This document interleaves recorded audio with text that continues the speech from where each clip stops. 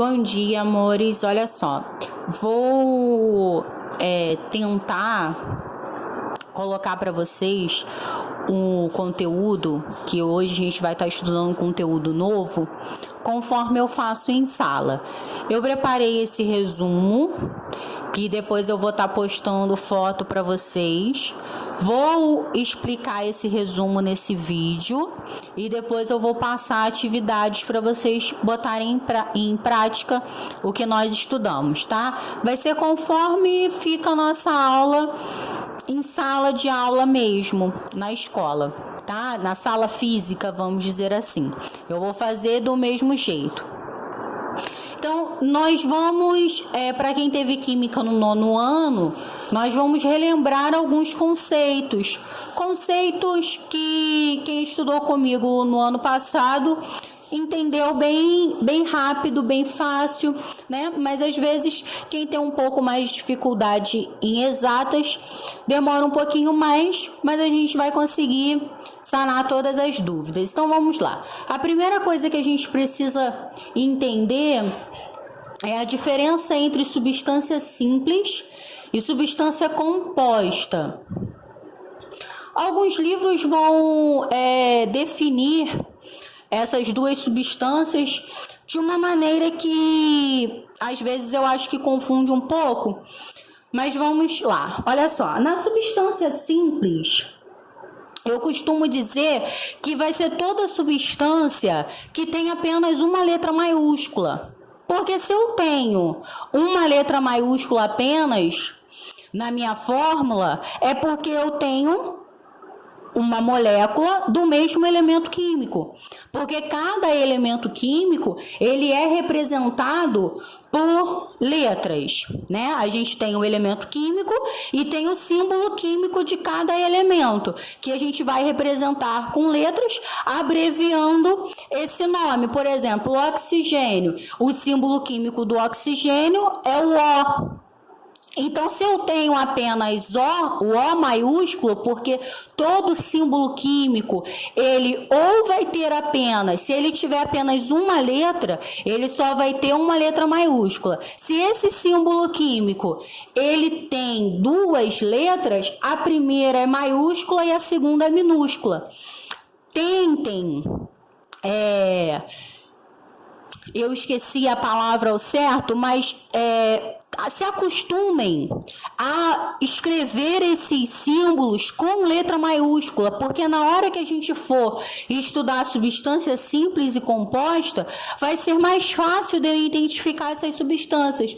Porque se a gente escreve toda a molécula com letra minúscula, aí na hora que eu falo que a substância simples é um elemento que só tem uma letra maiúscula, que só tem um elemento químico, aí a gente acaba se confundindo. Então, a partir de agora, tentem, toda vez que for escrever um símbolo químico, se esse símbolo tem apenas uma letra, como o oxigênio, você coloca o O maiúsculo.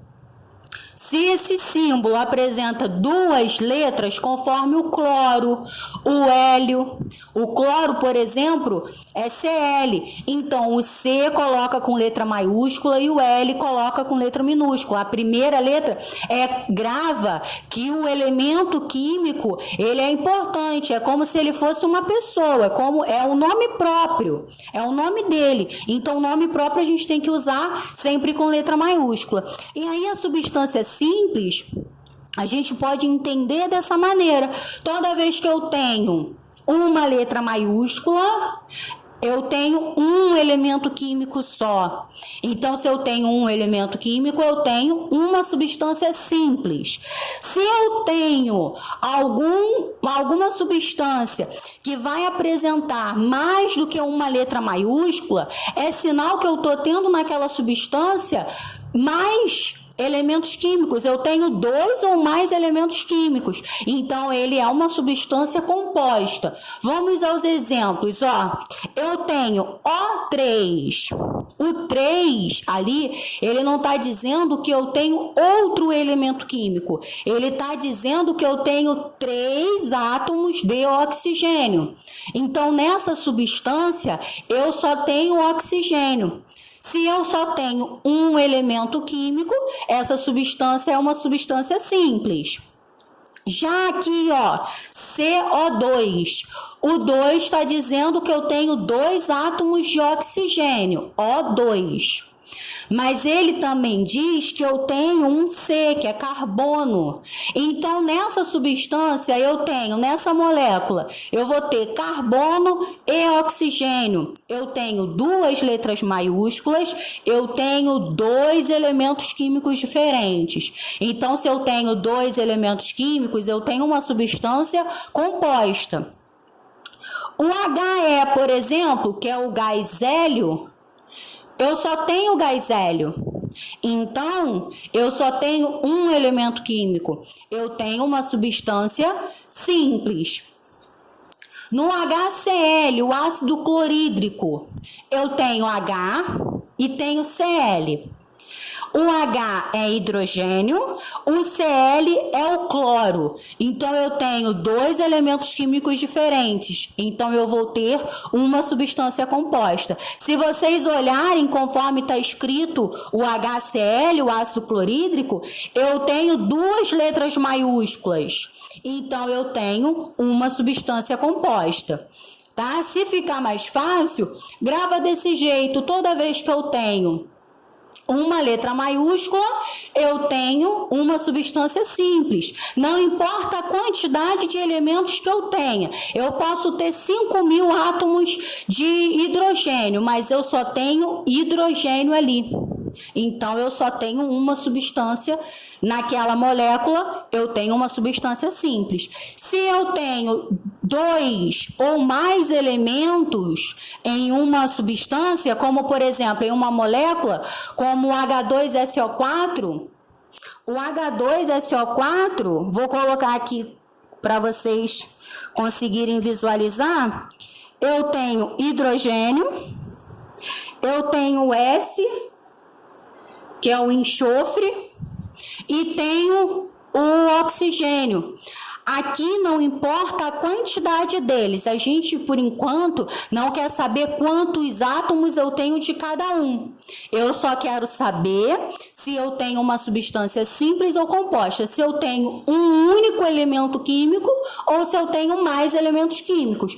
Mas para esclarecer talvez algumas dúvidas, esse número pequeno, que sempre fica na parte inferior do meu símbolo químico, ele está representando a quantidade de elemento químico que aquela molécula tem. Por exemplo, no H2SO4, eu estou dizendo para vocês que nessa molécula eu usei 2 átomos de hidrogênio, por isso H2, um átomo de enxofre, por isso que eu tenho S.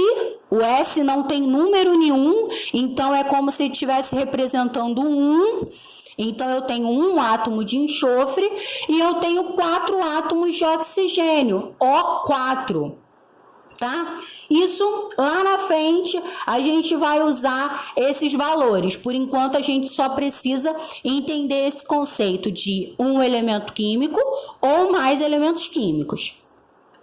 A gente também precisa relembrar ou talvez estudar, para quem ainda não estudou química, sobre misturas homogêneas e heterogêneas.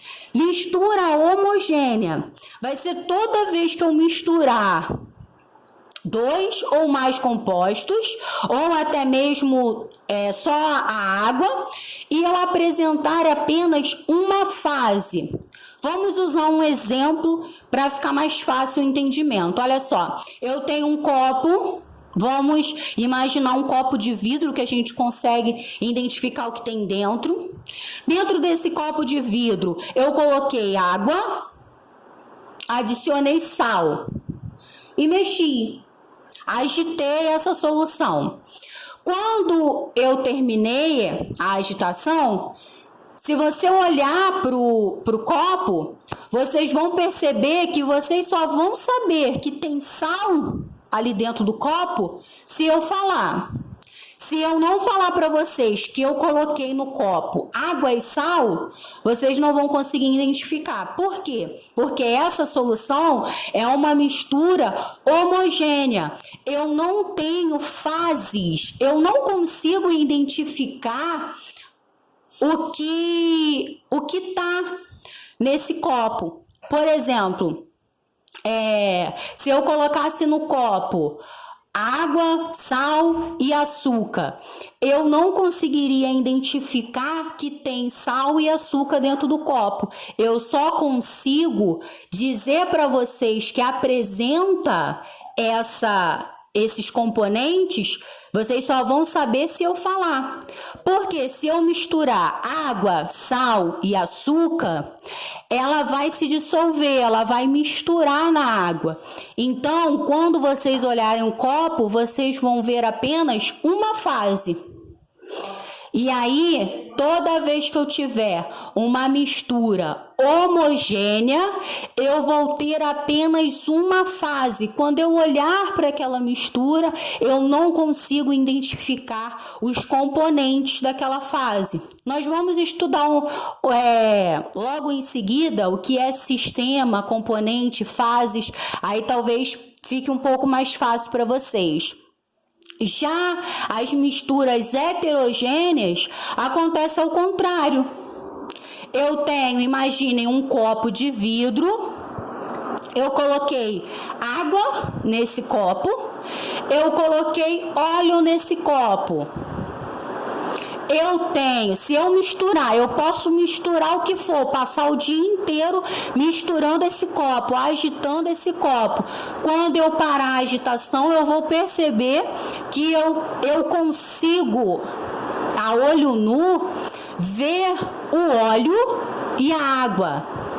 Então, se eu identifico esses componentes que estão ali, eu digo que essa mistura é uma mistura heterogênea. Ela apresenta fases. E eu vou conseguir, por apresentar fases, eu vou conseguir identificar esses componentes com muita facilidade. Só se algum componente daquela mistura se misturar com a água, por exemplo, tá? Para ficar mais fácil, vamos entender conceitos de sistema, fases e componentes. Olha só, o sistema vai ser aquilo que a gente vai estar estudando. Por exemplo, a água com sal é o meu sistema. A fase vamos dizer assim, o que eu consigo ver. Cada divisão que eu vou conseguir enxergar a olho nu no meu copo. E o componente é tudo aquilo que eu coloquei na minha solução. Vamos exemplificar para ficar mais fácil. No primeiro exemplo que eu desenhei um copo. Eu coloquei água nesse copo e coloquei sal. Eu misturei esse copo, eu agitei. Eu fiz uma mistura homogênea, porque essa mistura não apresentou fases. Ela tem apenas uma única fase. Eu consigo ver uma coisa só. Eu vejo a água, mas eu não consigo enxergar o sal ali, tá tudo misturado, tá tudo junto. Então, nesse primeiro exemplo, nesse sistema, eu tenho dois componentes, que é o sal e a água, e tenho apenas uma única fase.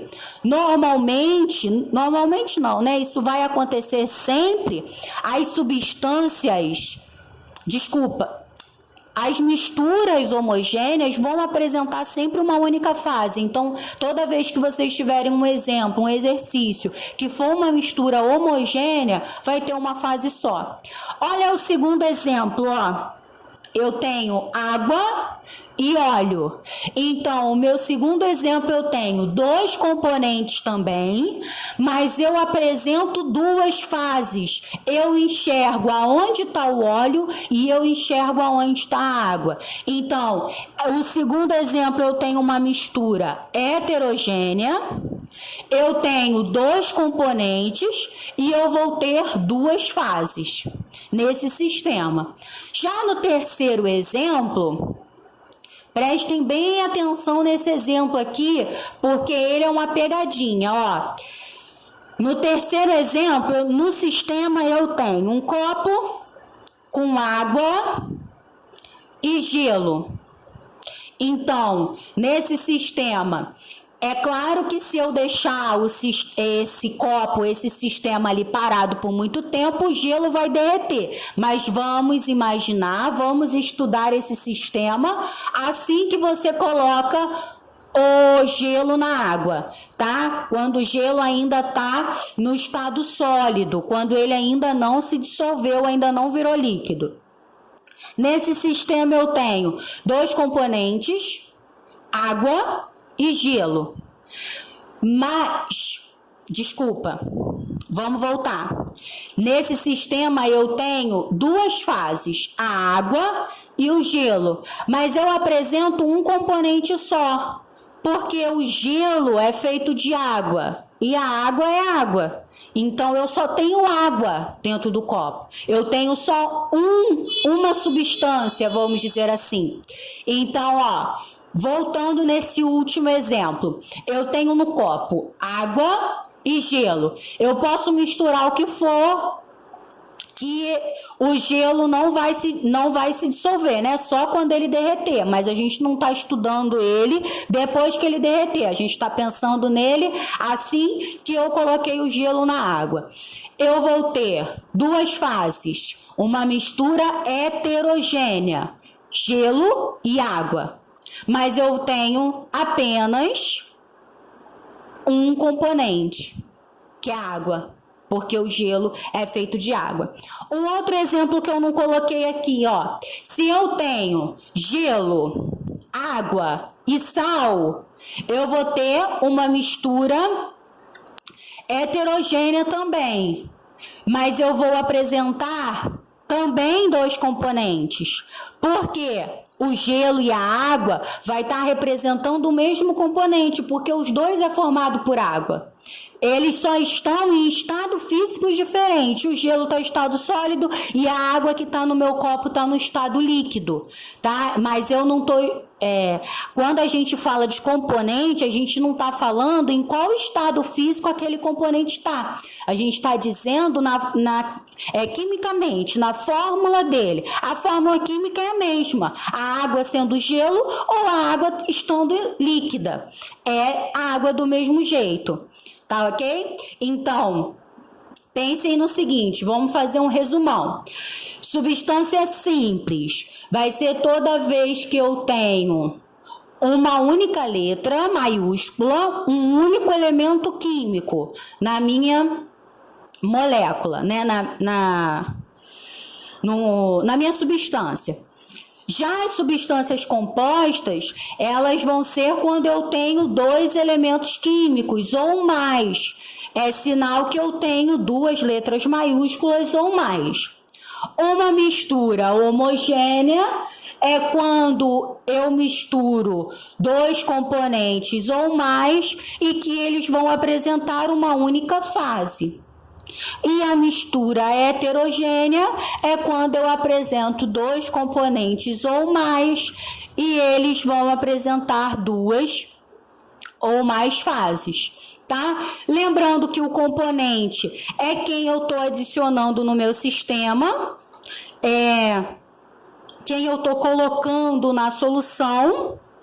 O meu sistema é o que eu estou estudando, a minha solução, e a fase vai ser aquilo que depois que eu misturar todos os componentes, é aquilo que eu vou estar enxergando. Será que eu consigo enxergar cada componente separado? Ou será que eu vou enxergar apenas uma única fase, uma única coisa?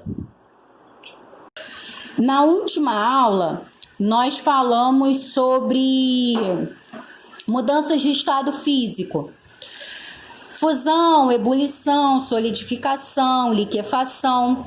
E aí, eu não quis desenhar porque eu achei que eu fosse desenhar errado e ia ficar mais complicado de vocês entenderem. Então, eu preferi explicar com o exemplo do livro de vocês, tá? Lá na página 473, que tá esse exemplo. Aí vamos aqui, ó. Nesse primeiro gráfico, esse aqui, ó, vou chegar bem perto para ficar fácil da gente entender. Eu tenho a temperatura versus o tempo expresso em minutos. Aí eu vou ter, ó, o ponto de fusão e o ponto de ebulição. Cada substância que a gente for estudar vai ter seu ponto de fusão e ebulição. Porém, cada substância tem um ponto de fusão e ebulição diferente, tá? Normalmente eles vão dar esses valores, eles vão dizer graficamente ou vai dar no enunciado o ponto de fusão e ebulição de cada substância.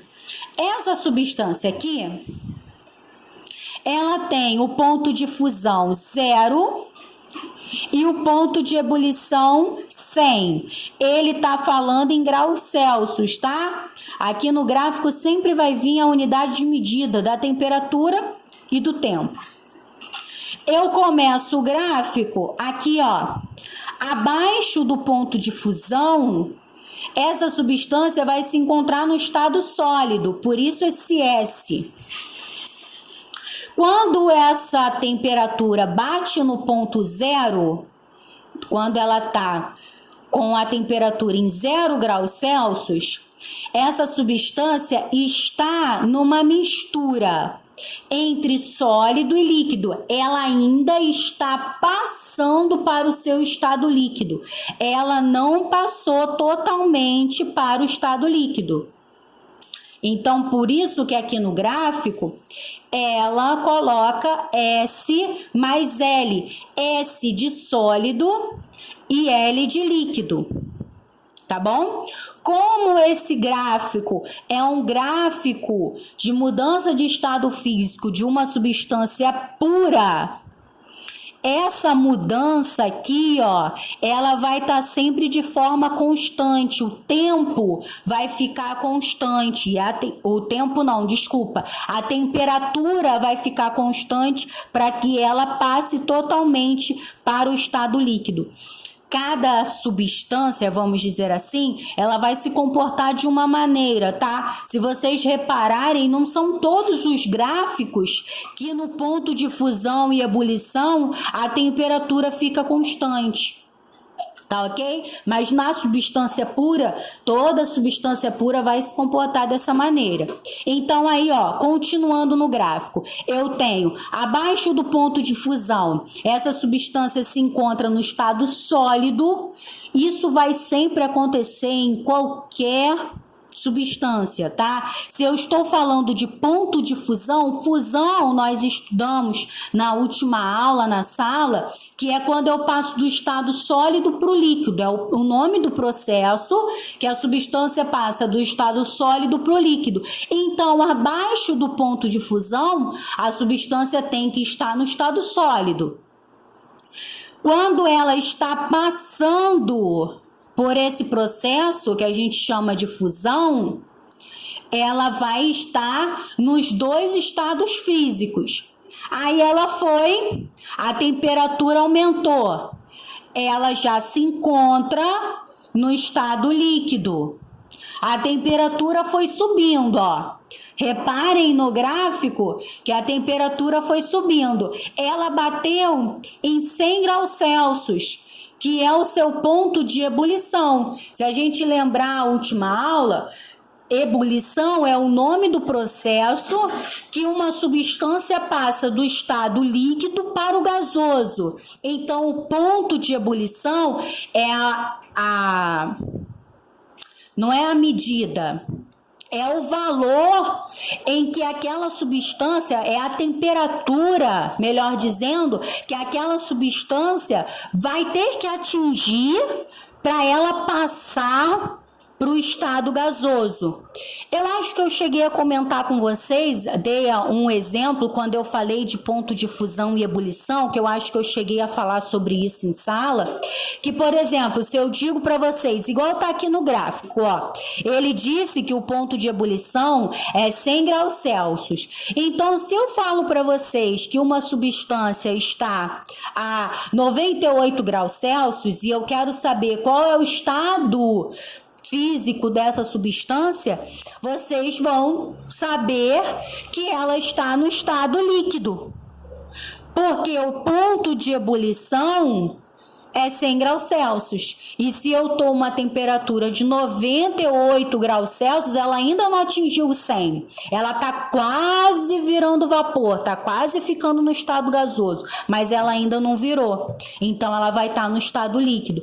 Na dúvida do que é ponto de fusão e ponto de ebulição, lembra do nome do processo. Lembra que o processo de fusão é do sólido para o líquido. Que aí vocês vão saber que o ponto de fusão vai ser aquele momento, a temperatura certa que uma substância vai passar do estado sólido para o líquido. O ponto de ebulição é a temperatura certa, é um momento em que aquela substância vai passar do seu estado líquido para o gasoso. E aí, ó, a mesma coisa acontece quando essa substância atingiu esse ponto de ebulição. A temperatura ficou constante, igual ficou aqui embaixo. Essa substância ainda não está totalmente no estado gasoso, ainda está uma mistura, só parte dela que se encontra no estado gasoso, por isso que aqui está L mais G.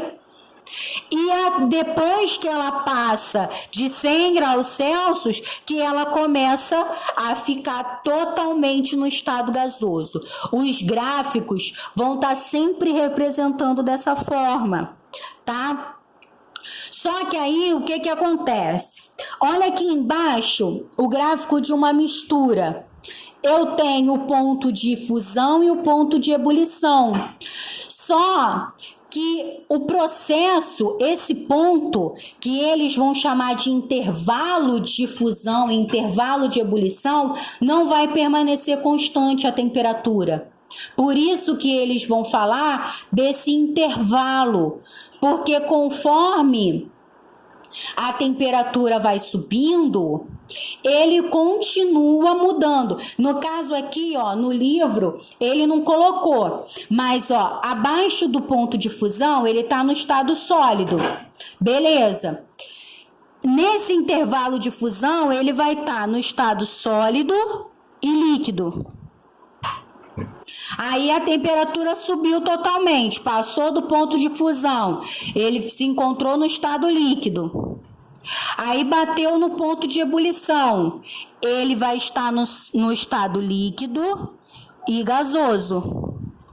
Depois que ele passar do estado do ponto de ebulição, que ele vai se encontrar totalmente no estado gasoso, tá?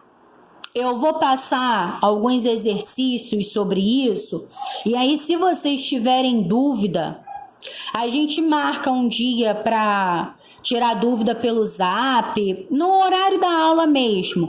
A gente tira dúvida pelo Zap, ou a gente faz uma chamada de vídeo, a gente combina alguma coisa, tá ok?